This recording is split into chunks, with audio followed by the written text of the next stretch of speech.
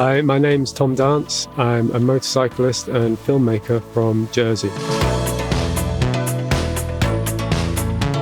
Welcome to the Real Riders Podcast, a podcast about filmmaking motorcyclists and motorcycling filmmakers.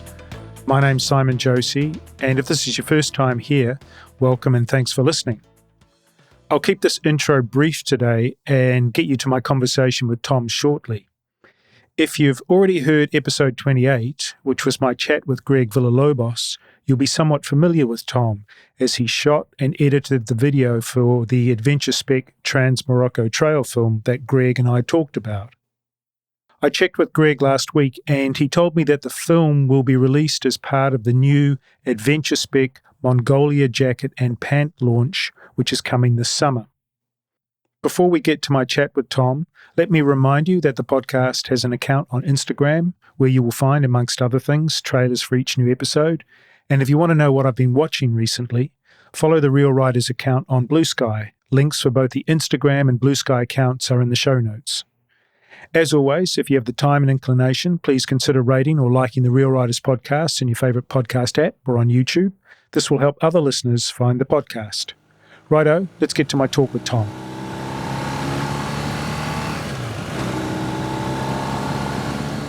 Welcome to the podcast, Tom. Thanks for joining me on the show today. How are you?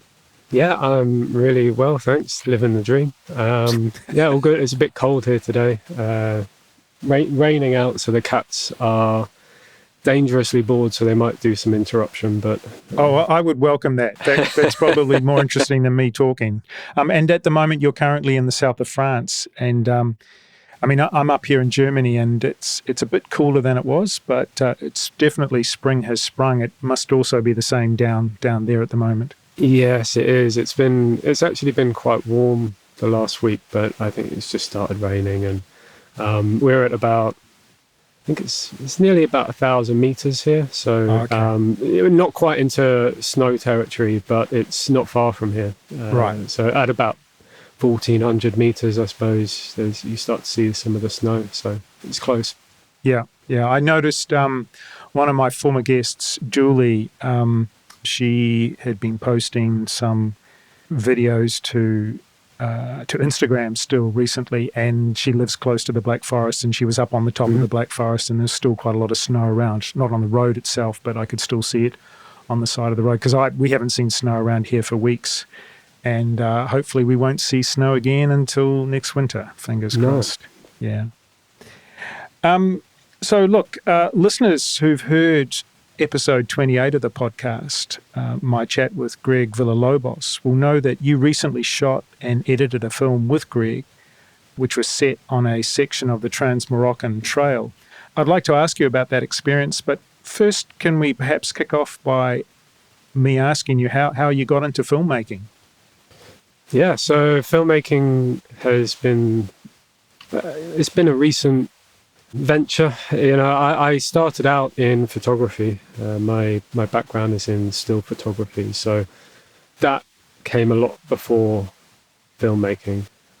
I studied photography at Edinburgh College of Art, and I then started pursuing some of my own personal projects in that, which then eventually work started to take over, and I sort of dropped the ball a bit with photography. So it'd been quite a long time since I was really doing much creative work, and then I suppose filmmaking there's not really a very straightforward route, I don't think, that's kind of brought me to filmmaking. There's been a lot of experimentation with a few different mediums, and I like a lot of design and illustration and photography, and of course music as well. And I kind of landed on filmmaking as just a way of combining a lot of those skills that can all come together, and the film can serve as one home for all those to live in. So yeah, there's definitely not a really straightforward path to filmmaking, and it is only in the last couple of years that I've expressed much of an interest in it. I've been somewhat reluctant to get into filmmaking. Photography, that was definitely a big passion of mine, and it felt like it was one or the other, and it's a kind of recent realization that they share a lot of the same space. And yeah, I've just been really enjoying making film. When did you first pick up a camera? And by camera, I mean like a still camera. I suppose when I was young, growing up, I spent a lot of time into the skate and BMX scene and was around people with cameras. Kind of had my own, but this was like real early days of digital cameras that were expensive, and film was not really something that I was messing around with at the time. And then at about the age of 18, 19, I went traveling. I got one-way ticket to India and no idea what I was doing and didn't really have a camera. And after a few months in India, I was like, well, this is daft. I should have a camera, but couldn't really afford a digital camera. This was like 20 years ago now. So even if they were available, it would have been too expensive. And so I had seen at some of the bazaars and things, just these old cameras, and I ended up picking up an Olympus OM1, OM10 or something. I had no idea how to use it, but film was really available at the time in India, and you could process it cheap. So I was kind of learning on the fly with that and making loads of mistakes. I mean, I've got so many out of focus photos, poorly exposed, and I had no idea what was going on, but just figuring it out. And I absolutely loved it. And I was really feeling like I was seeing something through a camera, which really made sense to me.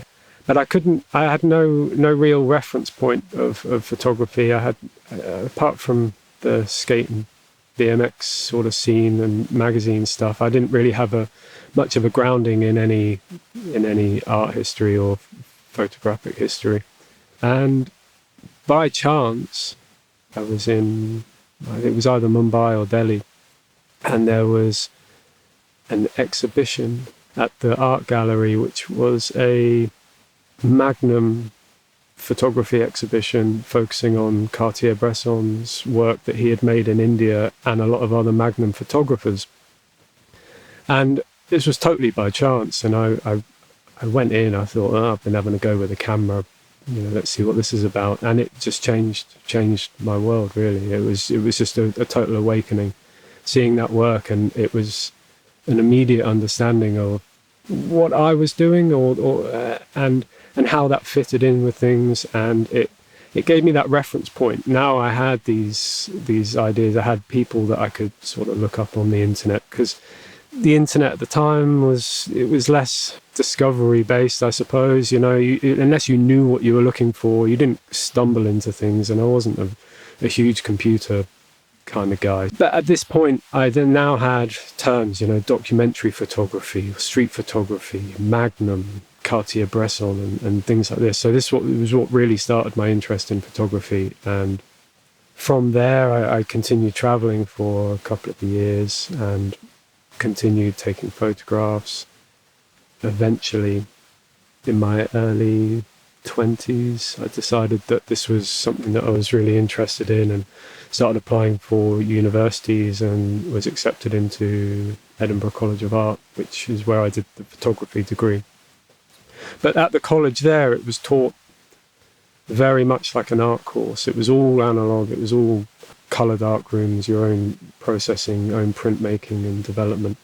And the photography department was taught the same as the painting department or the sculpture department.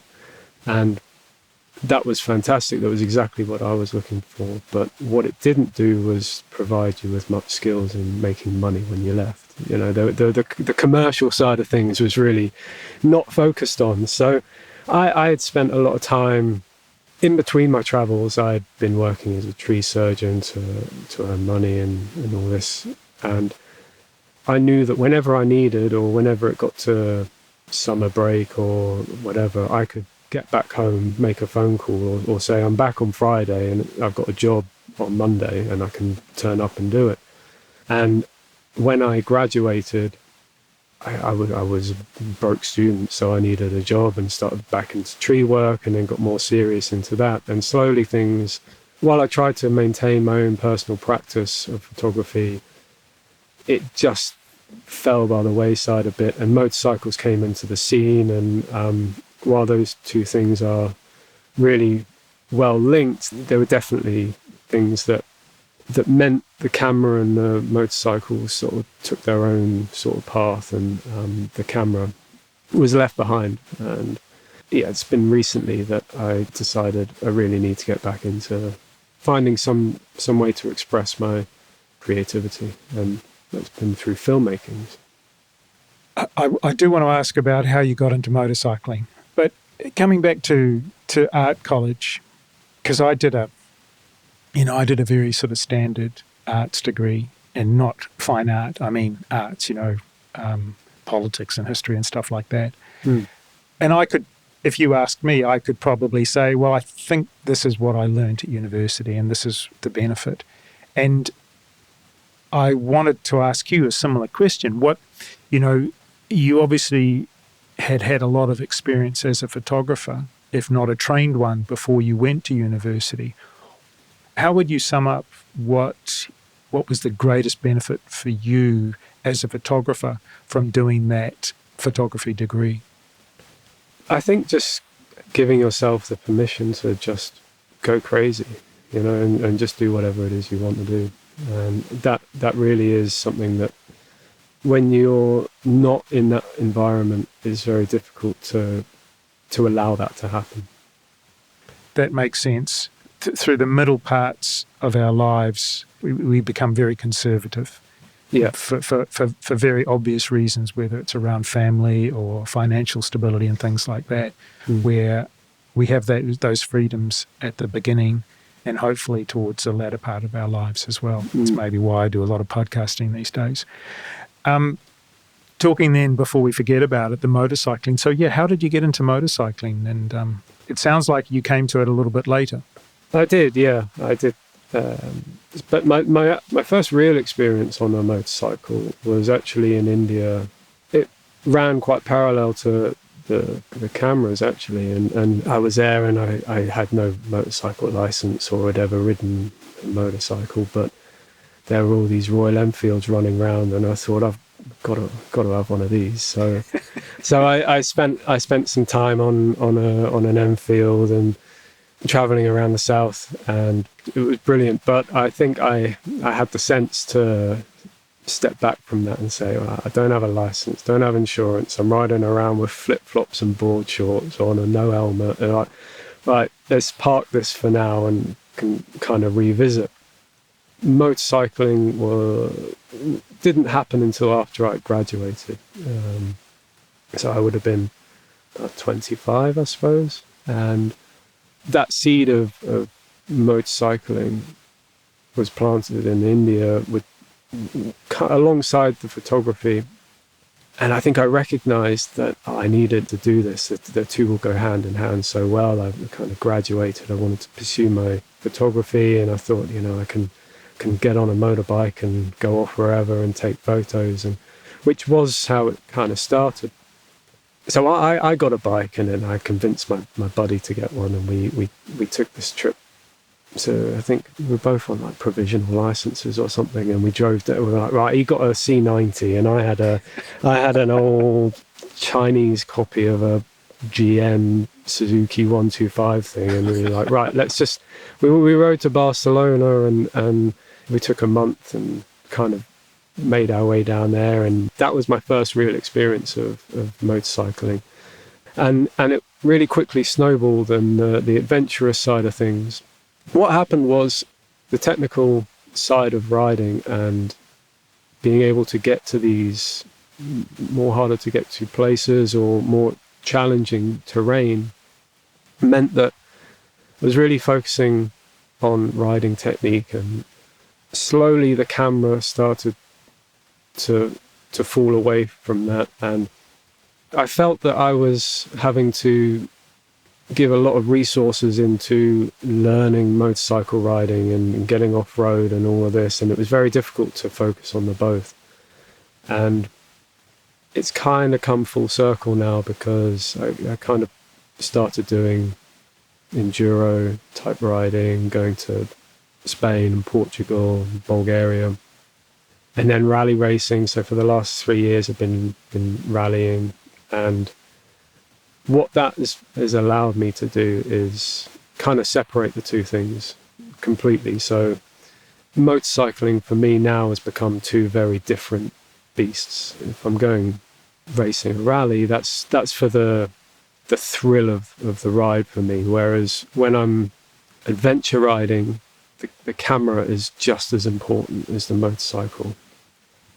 A lot of people I talk to seem to be more focused on off-road or adventure riding. And that's not something I've deliberately pursued myself in terms of the guests who come on. But I do start to wonder if there's something about off-road riding which attracts filmmakers more so than on-road riding. Do you have any thoughts about that? Yeah, it's interesting. I think you're right. There's definitely a lot more that is off-road oriented. What's interesting about that is, for me, my own personal taste and my own personal what I look for is other people's stories, which is very, very difficult to find when you're out in the middle of nowhere, you know.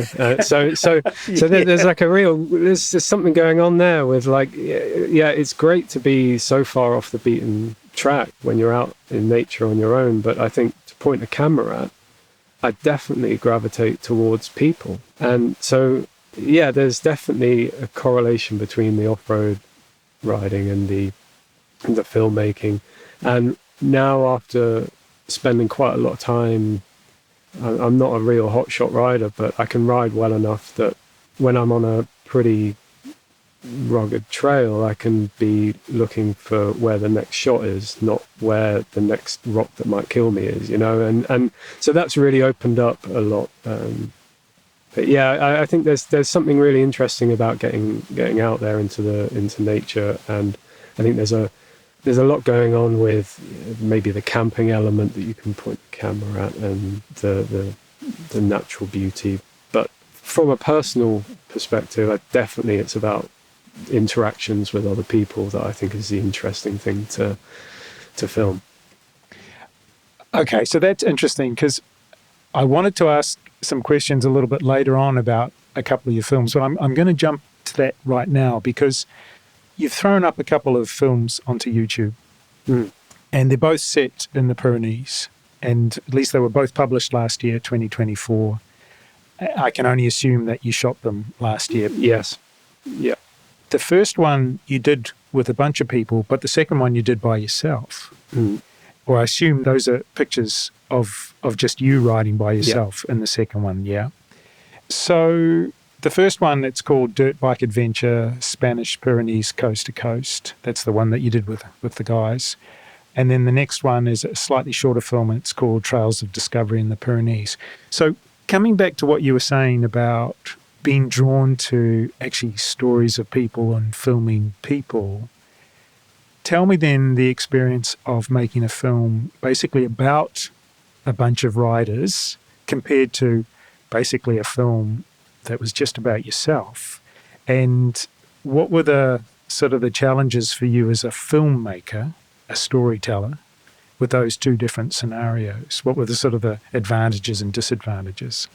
So the first one with my friends, that was made almost exclusively just for a memory in mind. So that was for me to share with them, and I had just bought the camera, and it was my first time using that. And I'd say it was the first time that I was really having to disrupt a trip. You know, I've been on a lot of trips with guys, and that ride was actually, we had done almost exactly the same ride in 2019. It was the first time that I was bringing a camera along and having to say, if at any point this becomes a distraction or too interruptive, stop me, but I will be doing some stuff. And I don't think it interfered at all with our ride. I had spent a lot of time thinking about how I'd be able to use the camera on the ride, and I had a tank bag, and I had a stiff foam insert cut out for the tank bag that the camera fit. It had like a laser cut shape of the camera that it fit in, and so I'd kind of thought about it a lot. And I thought it was going to be harder than it actually was to really shoot other people without being too much of a nuisance. And then the second film on YouTube, which is just of myself, that film was an exercise in continuing to use my camera, and it perhaps isn't something that I really wanted to make. Pointing a camera at myself isn't really my ideal scenario, but I'm coming around to the idea, and it's, you know, you're a subject that you always have around, so it made sense. And that's how that film came about. Was right, I'm going to go out, do some riding. I'll bring the camera along. The challenge with that was I had decided to really focus on just filming one trail. So I think the title card that I put is like this trail dispatch. I thought of this kind of idea of it being like, right, let's just take one trail and just really indulge and really get everything you want from it, you know, because maybe other times on a ride you kind of whiz past through there, think this is beautiful, get one shot or another, and then you'd be onto another beautiful vista. And I thought, no, I'll just take one short stretch of trail which I really enjoy, which I think it's only about 12-15 kilometers in total, and just go crazy with it and get as much material as I can. And it's just so much trudging back and forth for a camera and all that. So it came with its own challenges, but it was enjoyable to make. Which you can do when you're by yourself far more easily than when you're with that bunch of guys. And I think that's noticeable. There are some really impressive long tracking shots of you, you know, and you've clearly set the camera up on a tripod at quite some distance. Yeah. Driven all the way away and then come back towards the camera, or driven away from the camera. And it's like, that's impressive because you've climbed up half the hill to put the camera up there, and then you've taken what's probably taken half an hour almost to do that shot, just because of all the time involved, just for like a 10-second or less clip on the film. And you couldn't do that with a bunch of guys. They'd be like, yeah, okay, this is extreme now, so let's move on. But the funny thing you say about this, because it's something that's occurred to me as well, that if you narrow your scope in terms of the geography that you covered, like you say, you just concentrated on this one section of the track, it really forces you to be quite creative in some ways. And I'm sure I've bored everyone with parallels with scuba diving in the past, but there's one dive that I used to do quite often. And I remember the first time I went on it, and it was in the Philippines, and you go down and there's no coral, it's just the sandy stretch of sort of underwater beach, you could almost say. And your initial impression is, oh, there's nothing here, there's nothing to see. And then you get closer and closer and you realize there's so much going on. You just need to slow down and really start looking and go, this is what's in front of me, let's see what's here. Yeah. Don't think about, the gorgeous piece of coral that's 500 meters away. Think about this sandy bit of the bottom, the sea bottom here, and you suddenly find all this life going on. And I really like that kind of discipline of, this is what you're dealing with, now open your eyes up and have a look. And yeah, there was so much to see in that film. The broken down Jeep, or the abandoned Jeep, all the buildings and stuff, as well as all the mountains and everything that you were sort of riding through. Yeah. So is that the sort of that what you were trying to force yourself, that sort of discipline as well?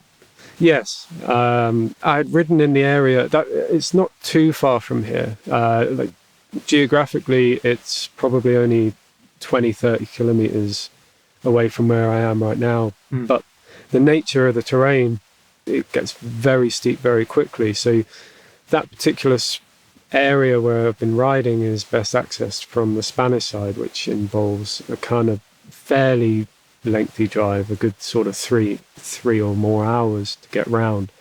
So I kind of drive around with my van and sleep in the van and find trails. And I had been to that particular spot about, I think it was probably a month earlier, and I had ridden there with a friend came and visited, and we did some riding, and it was between that particular trail and maybe one other trail, which was just so lovely, and I just felt that there was so much going on there that I wanted to go back for myself, because when I was riding there with my friend, it was we were just riding. I think I had my phone, but I wasn't shooting or anything, and I just knew I wanted to go back and make something. And yeah, let's just take this one little spot and see how much you can extract from it.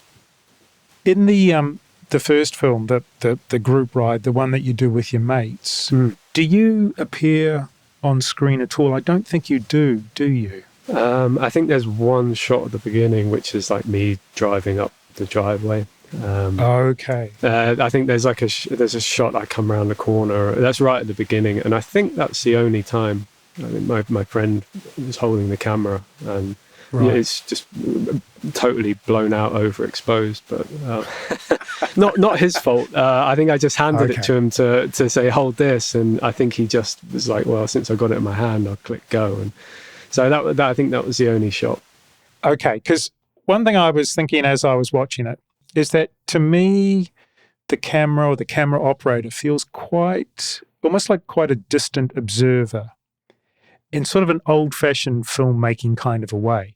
So there's no interaction between the subjects, the other bike riders, and the camera operator or the camera. It really feels like they're being observed by someone who's not connected to them at all. And that seems to me like quite a traditional approach. Is that what you were intending to do? And by traditional, I guess I mean old-fashioned in some ways. But is that what you were deliberately trying to do? Definitely, yeah. It was quite intentional.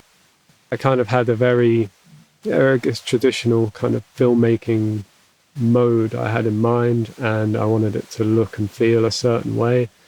Perhaps like it could have been some old sort of BBC type sort of thing, or, just very straight up filmmaking without too much of turning it into a vlog, which was the idea. Okay, so there are a number of things. I'm going to sort of expand on this, because there are a number of things that are immediately striking about the film, and we'll talk about them, and anyone going to see them, and of course I'll post it all in the show notes for people to go and find these films. But yeah, there's a couple of things I want to talk through, and I think the first one is the aspect ratio. I think it's not quite 4:3, which is the old style television, but I think it's purely square, isn't it? I think it is 4. It should be. It is 4:3. It should be 4:3. Yeah. Okay. I think the timeline was definitely set to 4:3, or I think in Da Vinci it's called like Academy ratio or something along those lines. But I think it's about 4:3, which does look really square. Yeah. Yeah. Okay. And what this means for anyone who doesn't know what we're talking about is if you're an old timer like me, you remember when television sets were the ratio of 4:3. That's what television used to look like. And so it's funny that you mention that possibly it has an old BBC film look about it, because the way you've treated it, to me, it looks like almost like a 16 millimeter news film, the kind of film that they used to shoot for news sequences before they had lots of videotape or video cameras that they used in the streets. And so in the old days, kids, when we watched the news on television, all the reports were done actually with film. They weren't done with videotape, and they have a certain look, and I presume that they were done with 16 millimeter film. They wouldn't have been using 35 and certainly not 8. So it has a very sort of distinctive look. But there are other things going on there that I find very interesting. You do quite a lot of what I would call somewhat crude, sort of fast zooming, which again, I would argue is a distinctive characteristic of cheaper films made in the 70s, maybe even in the early 80s. And some of the camera shake that's introduced, there's a lack of stabilization. And again, it gives it that same sort of dated feel. Was that also all deliberate? Yeah, it was. when I was photographing, I don't think I ever shot or owned a zoom lens. I think I shot with like a 35mm. That is it. That is my kind of frame that I work with, and I can see quite quickly. I can look at something and know what will fit in and what won't. So it wasn't that I was ever totally against zooms, it just didn't fit into my workflow. And when I started buying video camera stuff, I don't know how or why, but I just knew I wanted a zoom, and I liked the curiousness of it. I kind of wanted it to feel like, oh, I'm curious about this, and kind of can zoom in on that, or that very curious sort of eye sort of look to it. And I think that's what I liked, and I could be quite playful with it. And yeah, it definitely has a look to it. The zoom is definitely something that I enjoy playing with. Yeah, and the last thing maybe the last thing I'll mention, but tell me about the particular color of the text, the on-screen text, and the end credits, because to me, I find the color that you've used extremely triggering, but that's also because of my age, and I just want to understand how deliberate that was from your side as well. I can't. Which are the credits? So it's a very specific yellow that screams to me early 80s, late 70s television and movies as well. And other people have been doing it recently as well. If anyone's familiar with the television series that came out, I think in 2023, called Poker Face, Ryan Johnson, this American director, he's done some big movies, but he put out a television series with Natasha Lyonne, I think, was starring in it. And the whole beginning, the whole titling sequence is as if that television was made in the late 70s, early 80s. And it has that very specific sort of yellow. And you've used that yellow as well. And your end credits, you've got the name and then the function, and you've got a line of dots, yellow dots between the two things. Which, again, if you're of a certain age, it dates a certain style back to that late 70s, or maybe even earlier, but definitely late 70s, early 80s. That's what we used to see. That's how things were shown. Yeah. So it just evoking that whole feel to go with the 4:3 aspect ratio, the color grading, which makes it all look 16mm. I'm really pleased to hear that was deliberate, because it's definitely hitting home with me. That's what I'm taking from it, definitely. Yeah, I didn't want it to go too overboard. I kind of wanted to sell the look, and I wanted to sell the feel, but without going too overboard. And I don't want it to look back on it in 10 years and think like maybe it looks like looking back at 10-year-old Instagram posts where people put really heavy-handed sort of filters on. I didn't want it to look too out there or too strong and kind of cringe later about it. But talking about the color grade now specifically, it was the first time that I'd used this camera, which has like log footage, and I didn't. So I'd made a few choices before going, knowing that I wanted to be quite speedy with what I'm doing. And one of the things that I didn't do was shoot in log, and I also felt that the auto white balance would have been adequate, which it definitely wasn't. So there were a few choices I made which were difficult to pull out in post. Firstly, it being not in log, and then secondly, the white balance in places is kind of gone off a bit. So I was limited a bit in how far I can push and pull it. Then in the second film, that was one of my objectives. It's like, right, let's kind of explore a bit further into kind of color grading, and that was all shot in log, and I kind of gave myself a bit more freedom to how's best to expose for this and see what results I can get in post afterwards. So the subtitles and text definitely go in with that. But something that I picked up on recently that I definitely noticed now looking back at those is that, so I edit and color grade on a iMac with the built-in screen, and there's a certain settings that you have to start putting into DaVinci, because DaVinci is primarily, or was primarily, developed as a color grading tool, so it's incredibly in-depth, and they've built into it all the other features, and it's a great software. Takes a lot of digging into to really get to its potential, but it's quite overwhelming, and the color side of things you have to be really specific about. And up until the Morocco film, I hadn't had a certain setting right. So when I was exporting, the exports weren't what I was seeing in the timeline color-wise. So there is a slight difference there. And I watch back now, and some of the text is quite hard to see. It, not quite contrasty enough. And there are a few things which I'm now starting to learn, and there's a hell of a lot to learn. So.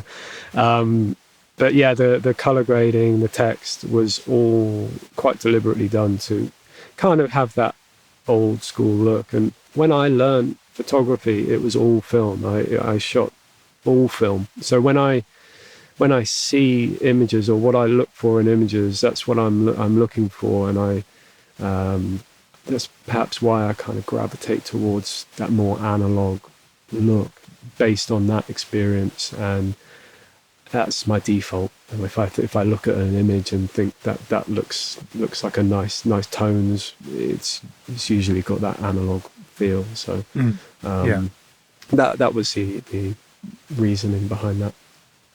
Tell me, were those the first two films that you'd ever edited?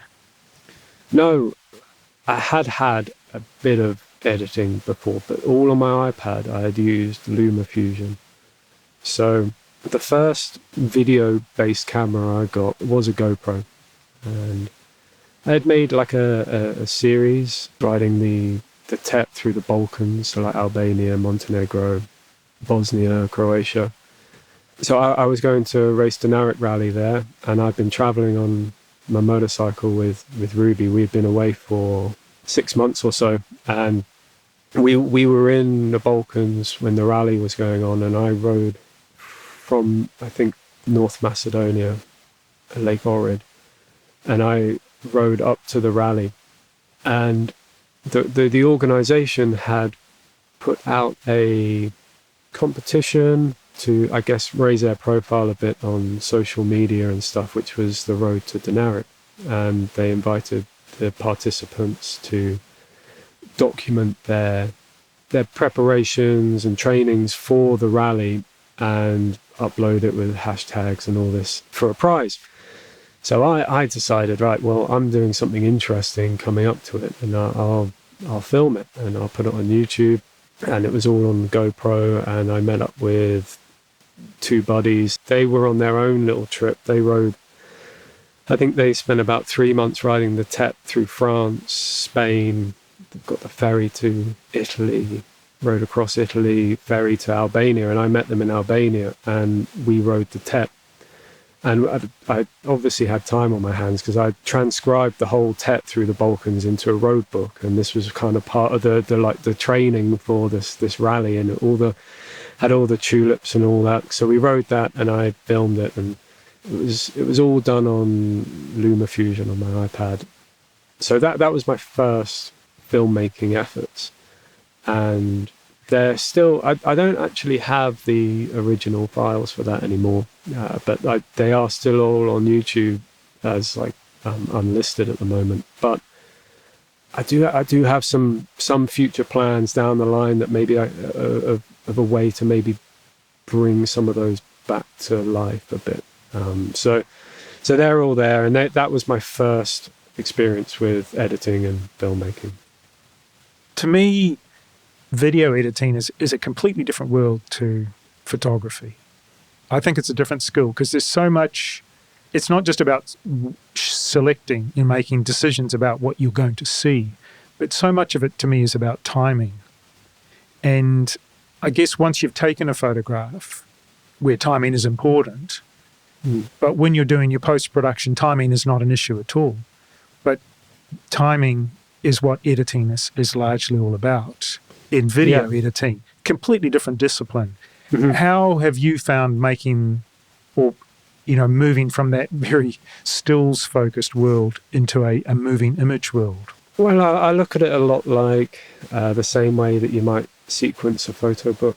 In many ways, there's a lot of parallels there in that your job in the edit is to guide the viewer through this kind of story or whatever it might be. And with photo book editing, I think it's the same. It's you there's a pacing to it that you have to get right. And I've not made a huge amount of photo books, but I own a lot. I was kind of collecting all these photo books, so I was really quite into the photo books. And yeah, I guess through that was what I fell back on when I came to editing. I was like, right, think of this as a photo book, and you kind of need this shot and this shot, and that would be the most experience I'd had with sequencing. Right. There's one other thing I want to ask about the two films, and that's they're both, I think they're both from memory now, quite heavily, subtitle's not the right word. I talk about on-screen text where you're sort of describing what's going on where you are. Mm. Just tell me about the decision to employ that technique as opposed to, say, narration. And I don't mean like a vlog-style narration. I mean narration that you would put in afterwards, record afterwards, or just not having anything there at all, which also could have been a decision. So just I'm very interested in what you're thinking there, and I will maybe share some of my thoughts after you've told me what you think. I knew it needed something, and voiceover I did think about. I'd done voiceover before when I did the tech ride through the Balkans.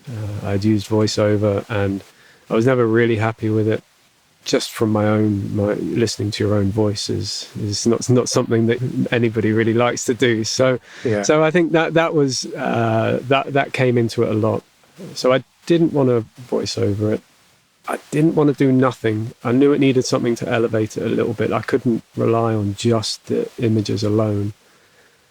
So the Trans-Pyrenees film with my friends, that was quite easy to do. I didn't really have to think about it much, and there was some like fun little bits I could put in, and I guess I was trying to bring the text in as another character in and of itself, in absence of me, I suppose.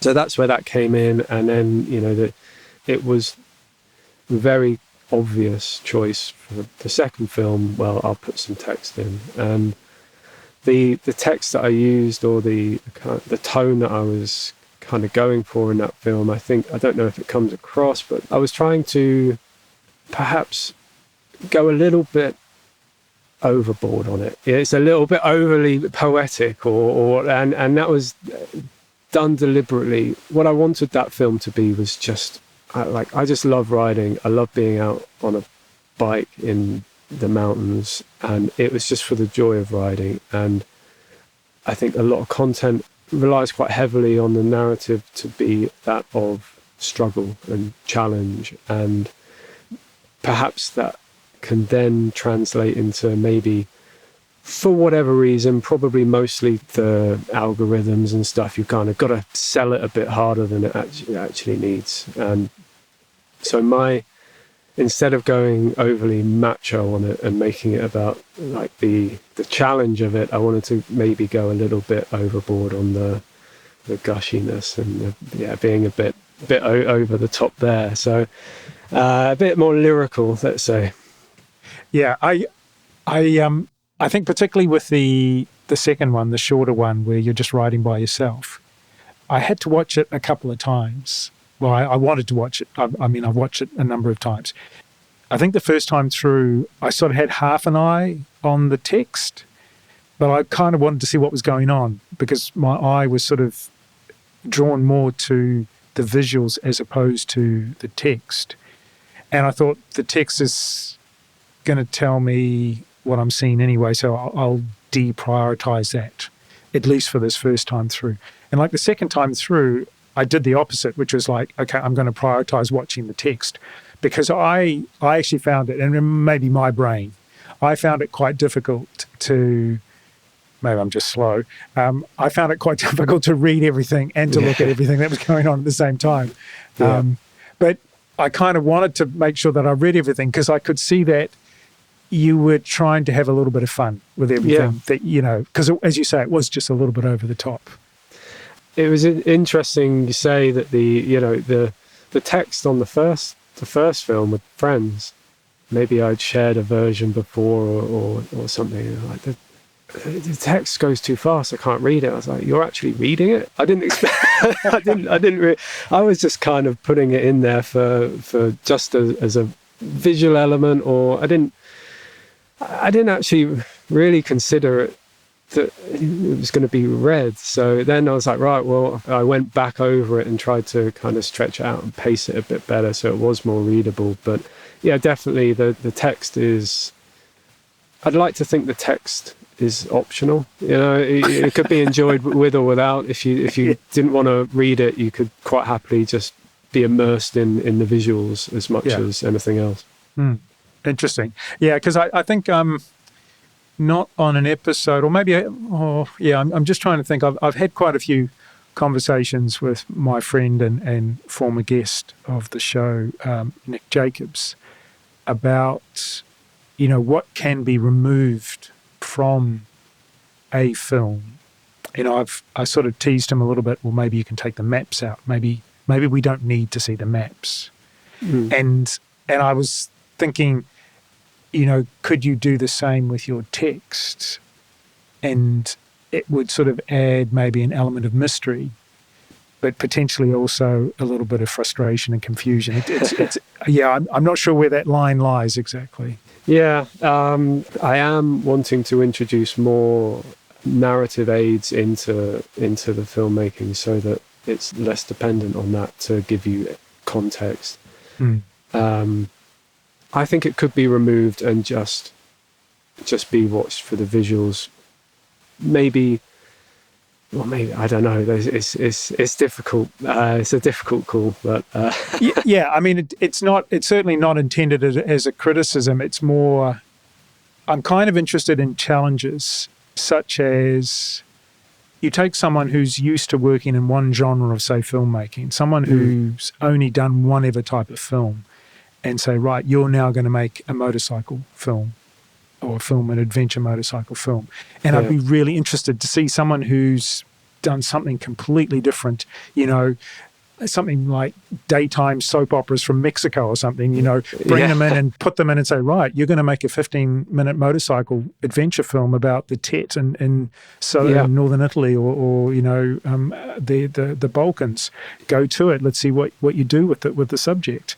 Because I think that would be really interesting. Yeah, definitely. I think there's I think there's definitely some of that I try and put on myself as well. I think when I was speaking to Greg, I think his polite way of putting it was there's a naivety to the look, and I took that as a compliment because that's something that's very difficult to do when you do have more of a trained eye. It's very difficult to then get that sort of vernacular kind of look to it, and you do start trying to overthink and over compose and I took that as a great compliment, and I think there's definitely some of that.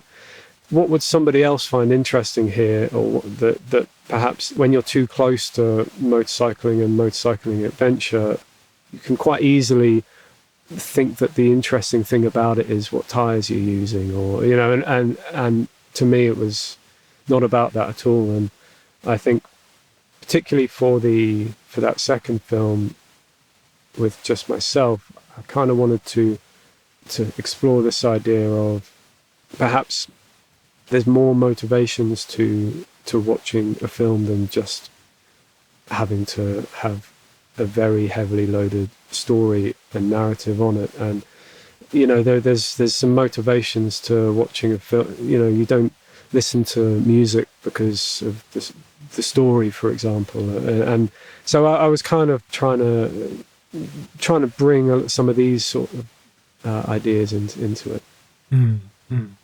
One last comment observation before we move on to, because I do want to talk about the Trans-Moroccan trail film, but the musical choices for both the Pyrenees films, definitely not the kind of music I would expect or associate normally with a swashbuckling adventure motorcycle ride. Again, tell me about how deliberate those choices are with the music tracks. So starting with the first film, I think I used I think they're from like Free Music Archive, and there's some complications to that because, you know, maybe the artist signs to another label and then the copyright gets changed and there's all sorts of things. But the choices I made there were just based on my own taste. And with a lot of my choices, I think I was just actively trying to do something a bit different. And the music was one of those things. And it came quite easily, the choices. I didn't spend a huge amount of time. I kind of knew what I wanted and dived in. The second film, I had been exploring through the art lists and epidemic sound kind of libraries. And while there is great stuff in there, I'm not a great musician, but I felt like I could just do something. I've got GarageBand. I'll do something. And so that's how that came about. And the music on that second film I think that's the first time I've ever shared anything musically that I don't think I've ever even played in the same room as another musician. I'm just a bedroom jammer. And they came together quite quickly. I think I just was messed about for an afternoon and thought, I've got a couple of ideas here, and put them together. So the music for that came together quite quickly as well. But definitely I wanted to lean into that difference and pick something that was kind of less expected. Yeah. Well, it certainly for the first film, it particularly well it complements the sort of the older groove of the visuals. There's a sort of an older groove to the music as well. Something that people were listening to probably in the 70s. It's sort of wearing caftans and stuff like that. Yeah. Okay, so Greg Villalobos, he told us in episode 28 that he got to know you a couple of years ago through his Shoot and Ride project, which is a photography-focused project. What was your reaction when he asked you to sort of be his DOP and editor for the Trans-Moroccan Trail film? Oh, I couldn't believe it, really. I was really made up. I was in Croatia at the time. I was racing, and I got a message from him saying, "Oh, you free for a chat?" So I said, I can't right now, but I'll be back in Jersey in a week or so. Like, how about then? And he messaged and said, "Oh, well, yeah, that's great. It's about getting you to come along to Morocco, and would you be interested?" Well, silly question. Of course, I'm interested. Yeah. So, so yeah, it was really nice to be asked, because it had been about 2 years previous. I had reached out to him. He was looking for fonts at the time for Shoot and Ride. I was on their newsletter. I don't use Facebook or Instagram and things, but I subscribe to newsletters, and that's kind of how I keep in the loop with what's going on. And he's quite into his newsletters, and he was doing the Shoot and Ride ones. And in one of them, he was asking for font suggestions. And I, at the time, was working on a few projects, making some fonts. So I just emailed and said, "Oh, what you're looking for, why don't we just make one?" And he said, "Well, yeah, brilliant. Like, let's go for it." So we worked for a couple of weeks back and forth, and I kind of designed this kind of handwritten sort of font that he used. And that's kind of how that relationship started. And we kept a loose bit of contact in between. And then I put this film out, and I don't have any following, and I knew that people wouldn't necessarily see it And I knew that Greg had ridden in the Pyrenees and they had done some of their own films there. And so I sent it to him, just, oh, look, check this out. And he commented straight away and said he loved it. So I knew that he had seen what I'd done, and then it felt like perhaps it was something that he could bring me on to help out with. Was it the first time for you to visit Morocco? Yes. Yeah. And I guess it was the first time you've worked for a director, is that right? Correct. Yeah. Never worked or collaborated with anyone else. Wow. Okay. So how extensive was the storyboarding or the planning for the film? What sort of process did you go through beforehand with Greg, figuring out what you were going to shoot?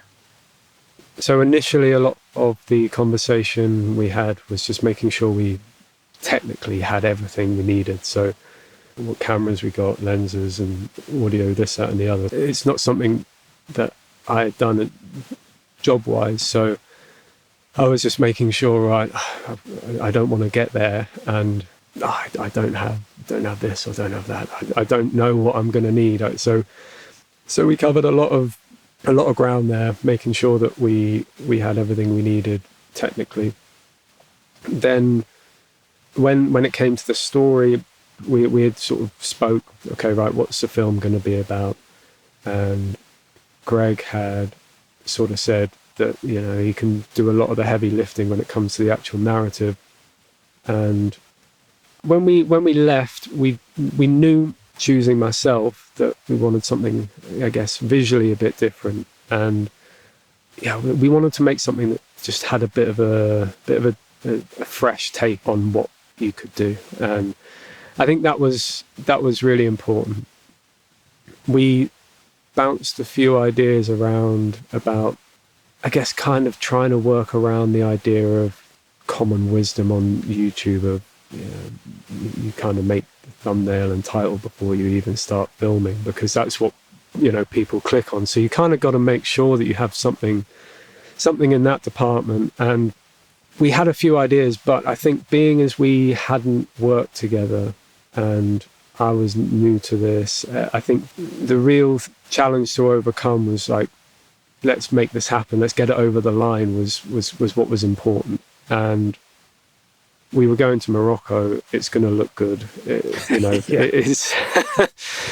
it'll write itself. But no, the story that came together in the edit was definitely not something that was pre-scripted or storyboarded too heavily. Yeah, I mean, I remember Greg saying that it took a while for the two of you sort of almost to find the right language to communicate. Yeah. But that sort of by the end of the trip, you were very much on the sort of the same page and working quite efficiently. And I think he was sort of saying, okay, we're all set for the next one. We'll be good to go right from day one. Is that how it felt to you as well? Yeah, definitely. Yeah. I know how to work a camera, but when it comes to actually doing commercial work, I'm a total novice. So what is the expectation on me? And yeah, working out that language, working out that dynamic. When we first arrived, the first thing that was scheduled in to do was to do the shoot. So for photography wise, so we had 2 or 3 days.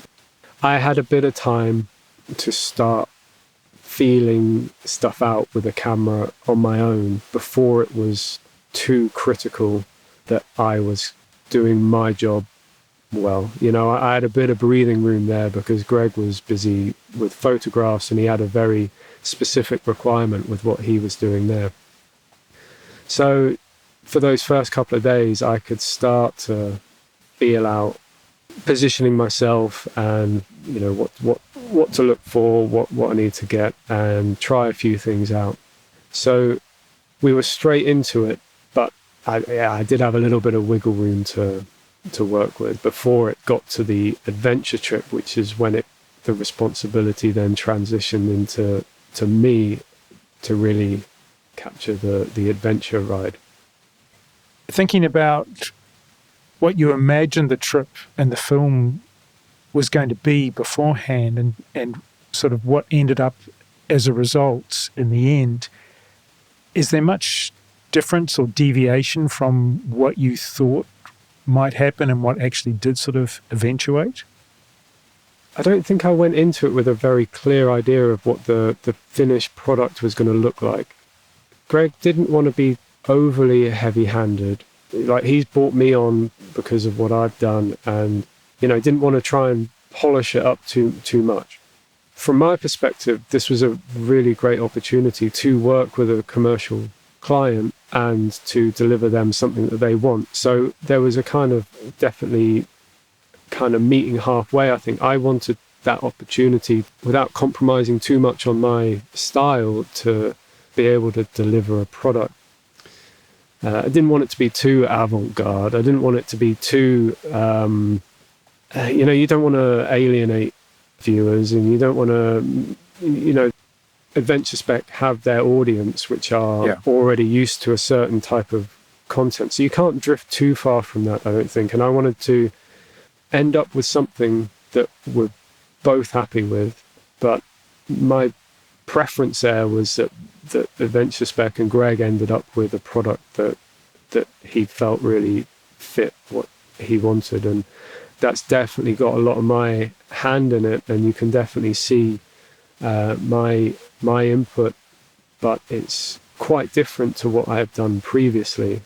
And I'm really, really pleased with how it turned out. And there's some brilliant takeaways I've had from this experience that I'm definitely going to be introducing into my own work.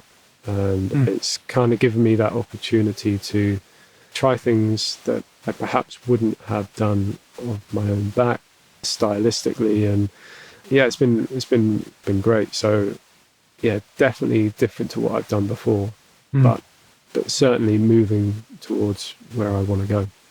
Well, it's certainly not in a 4:3 aspect ratio, I can say that. No. Can you give an example of maybe one of the things that you did learn and that you are looking to maybe do again in the future? So there's so many technical things that I overlooked. So, really, really fundamental stuff. Like, I spent so long getting rid of dust spots on footage and stuff because just clean the sensor. I didn't clean it once.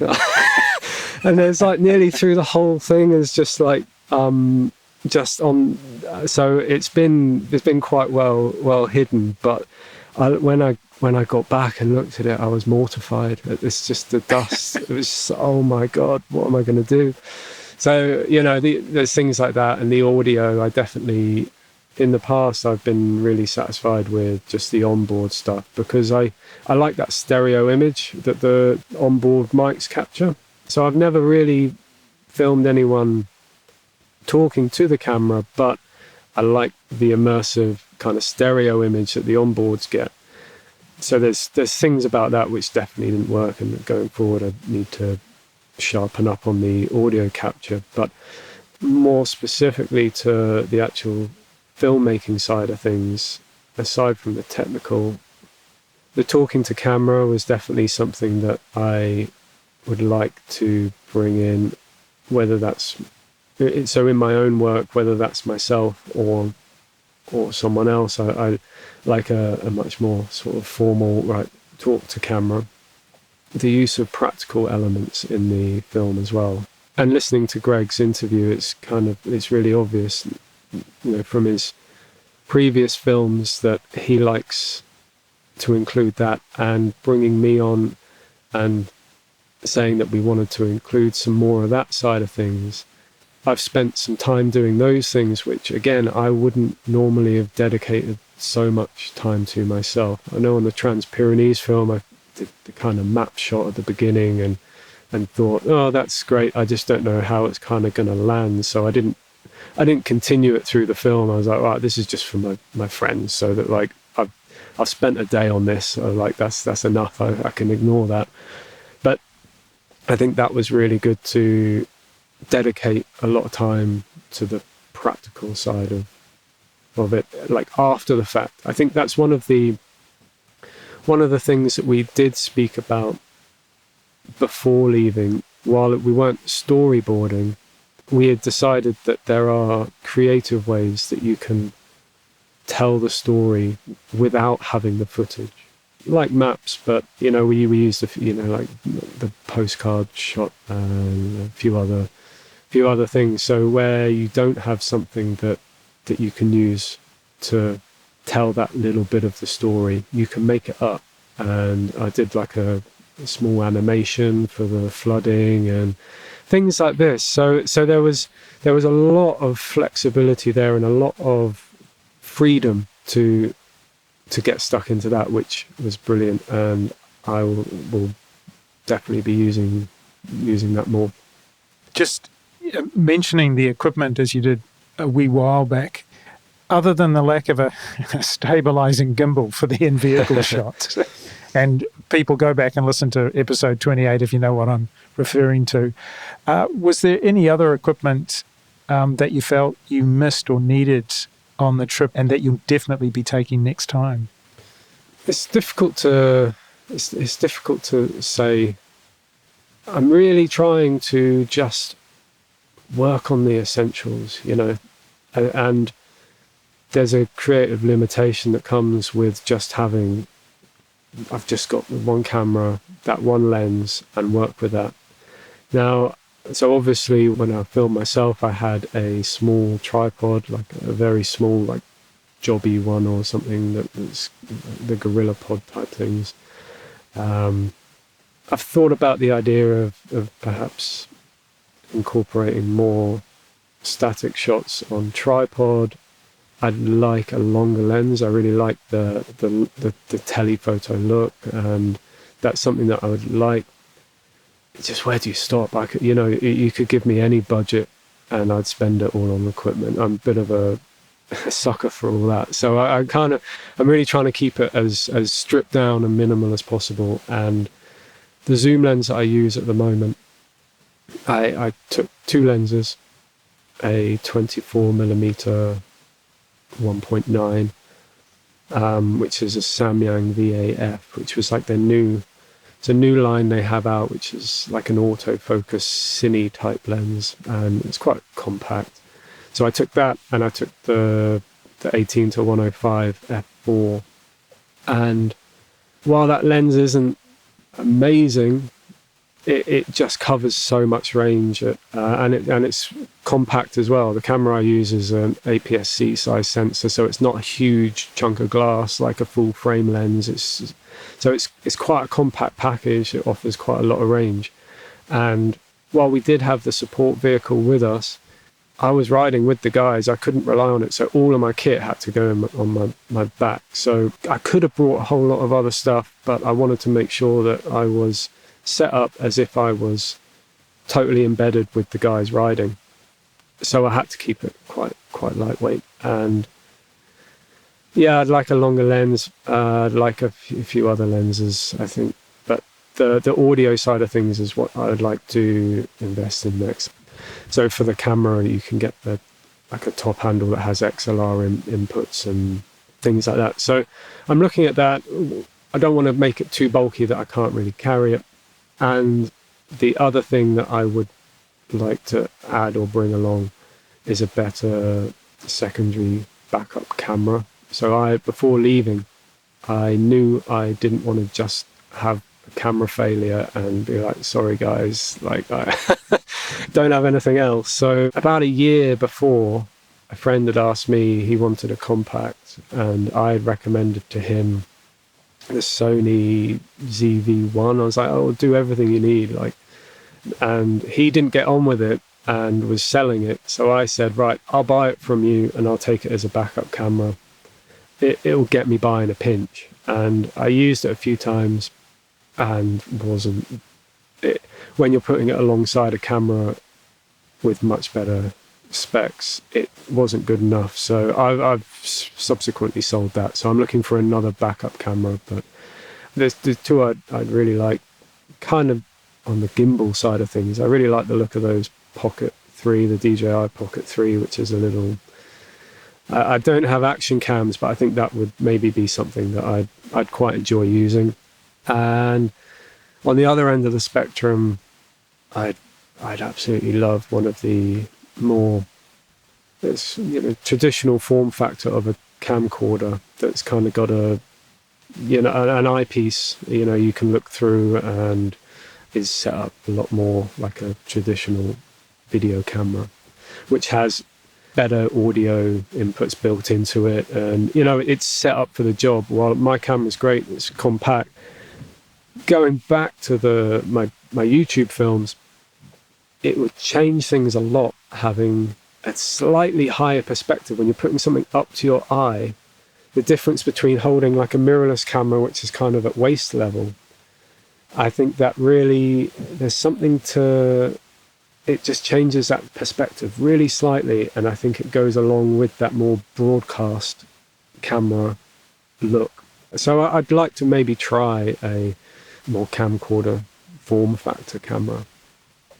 One thing that I'm really trying to avoid, though, is getting another action camera. Again, just building in creative limitations and be like, right, I don't have a action camera. How can I get this otherwise? So I did have a GoPro, lost it a few years ago and just never replaced it. Going again to Morocco, as Greg mentioned in his episode, a gimbal would have been really great. And yeah, some better onboard audio capture for me would be nice. Right. There's a certain thing of, while I liked the stereo image of the onboards, when you hold them, they're two little microphones right on the top of the camera. And when you've been riding a bike quite spiritedly and you get off and you're a bit out of breath, your nostrils are blowing directly down into into the two mics that are positioned conveniently below your face. So yeah. There's a howling gale suddenly. Yeah. Just on the editing of the film, because Greg had talked quite a bit about the process. He sort of let you have a go first of all, and then you talked about it. But from your perspective, what were sort of the main challenges editing the thing?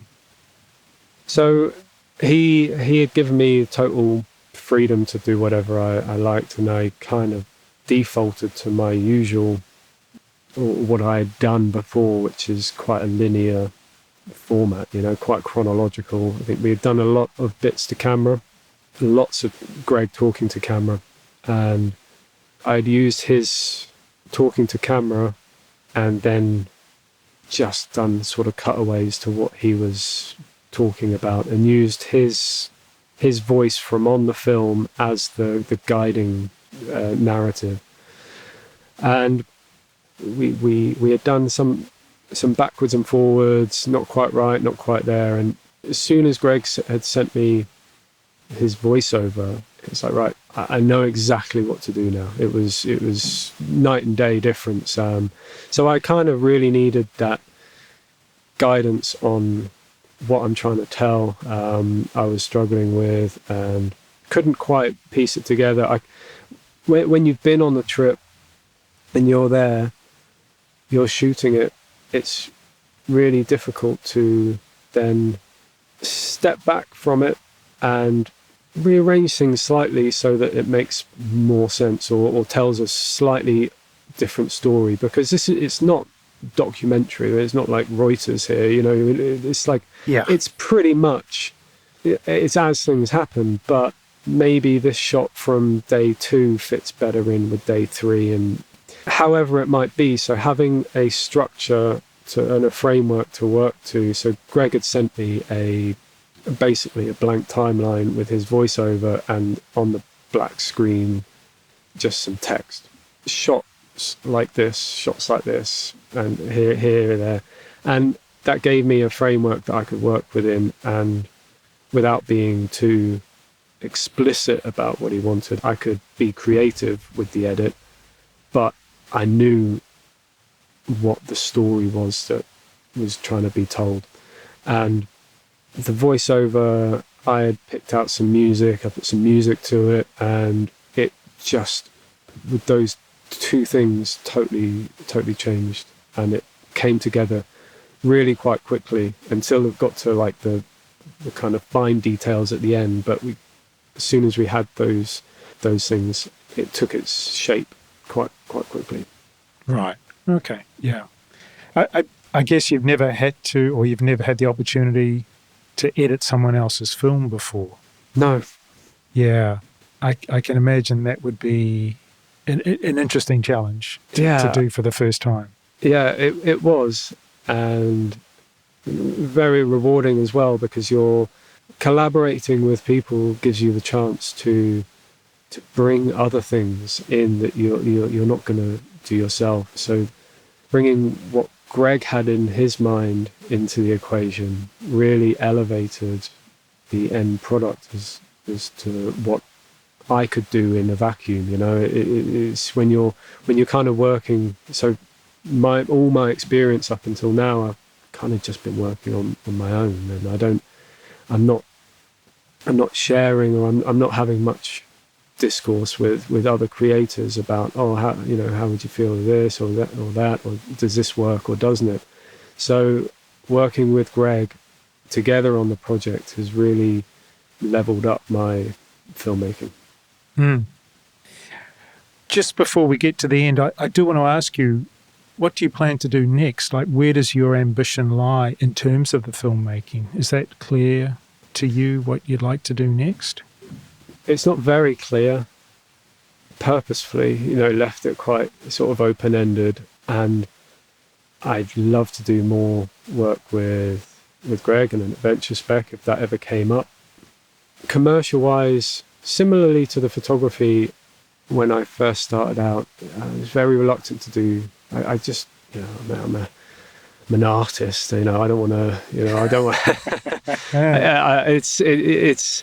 It's difficult to find that balance, and I knew that when Greg asked me to join this project, I knew that was from a place of respect for my creative vision. So there is only a limited amount of companies off the top of my head that I would, without thinking, agree to working with commercially. I think at the moment I'm lucky enough that I've got pretty low overheads, and I'm working as a tree surgeon, I'm doing a bit of design, I'm doing a bit of this, and I'm kind of pleasing myself, and so I can be picky and choosy.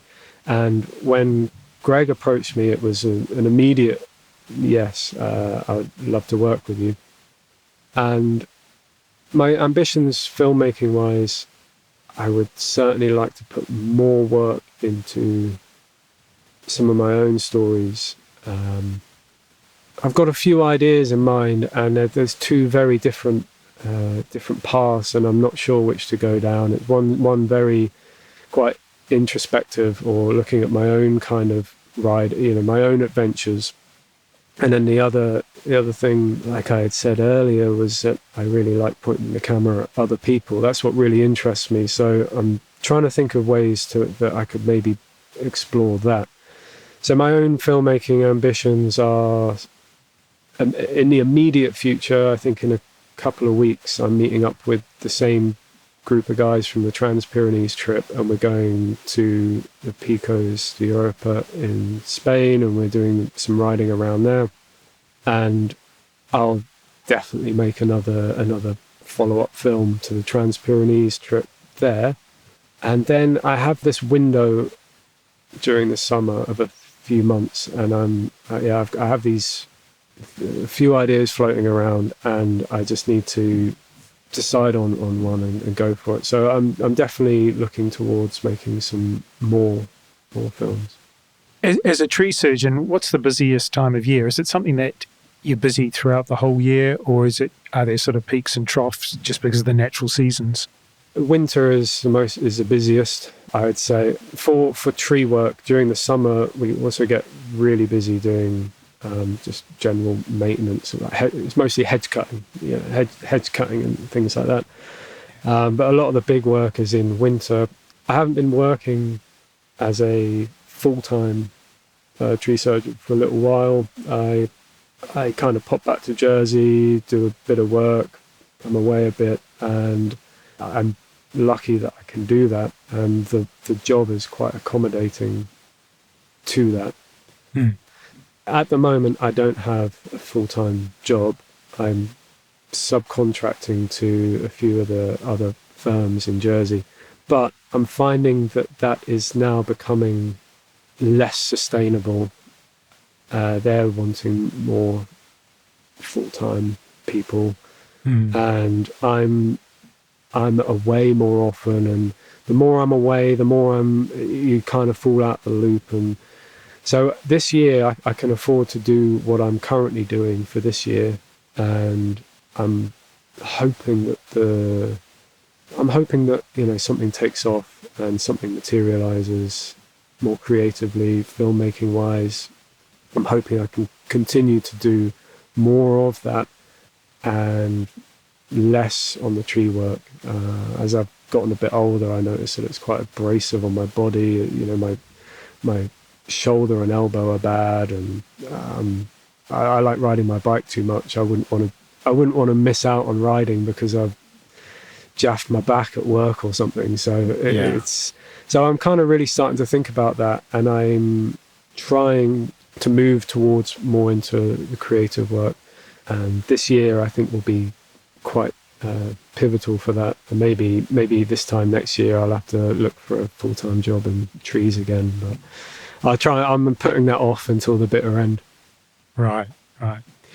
Okay, just a couple of sort of final questions. I do like to ask my guests what are the filmmakers or YouTube channels that they take inspiration from or recommend others to watch. So what draws your eye?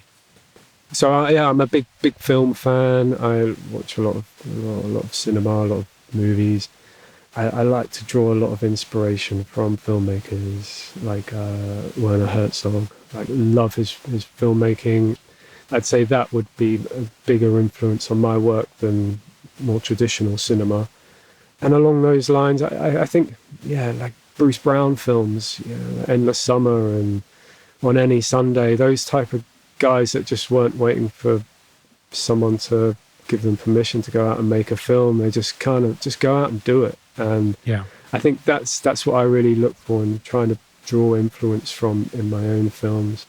Definitely as well, Austin Vince has been an influence, and I just try and channel that DIY aesthetic and that kind of real, like, just go out and do it. Don't wait for someone to push you to do it. So those kind of filmmakers really inspire my work. YouTube wise, I watch not so much motorcycle content. As someone that was kind of involved in the skate and BMX scene, one of the BMXers that came after I was involved was Austin Orgy. He's got a channel. Been watching his stuff recently, which I think there's some alignment there with what I'm trying to do. He's got like a good eye, and there's some photography in there, and he's trying to. What I like about his channel and his work that he's been making is that kind of old school approach of just going out and finding the stories, and I think that's what I see in his stuff. The camera is turned on himself, but I think he's looking for other people's stories, and I think that's something that I'm trying to look at doing myself. I think with my own work, I'm trying to do my own thing, trying not to be too heavily influenced by what's going on in that world. I think it's very easy to get quite wrapped up in trends and things that I'm just trying to really focus on my own craft and take inspirations from sources that might not be conventional or might not be the typical kind of thing. So that's where I'm at with that. Okay, final famous last question. Does filmmaking enhance or diminish the pleasure of a motorcycle ride for you? It definitely enhances. As we spoke about earlier, I think there was a period of a good few years where it would have been a nuisance, but in the last sort of 2 years, it's really come full circle. And now, for me, being on a motorcycle adventure, I wouldn't do it without a camera. They're just as important to each other. Now that riding for me is about the places a motorbike takes me, it's just as much about capturing that as anything else. So the two go hand in hand.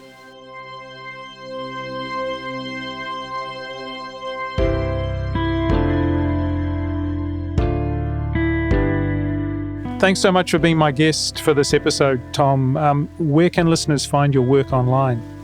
The best place to see my work is on my YouTube channel, which I think if you just search my name, Thomas Dance, it should come up, or you'll just get lots of videos of people called Thomas Dancing. So I think my actual handle, is Down Here for Dancing. Yes, I believe it is Down Here for Dancing, and I'll make sure that I put the link in the show notes anyway, so that people will definitely be able to find it. Cool. Look, thanks again for coming on the show. I really look forward to seeing more of your films, and please take care and ride safe. Thank you.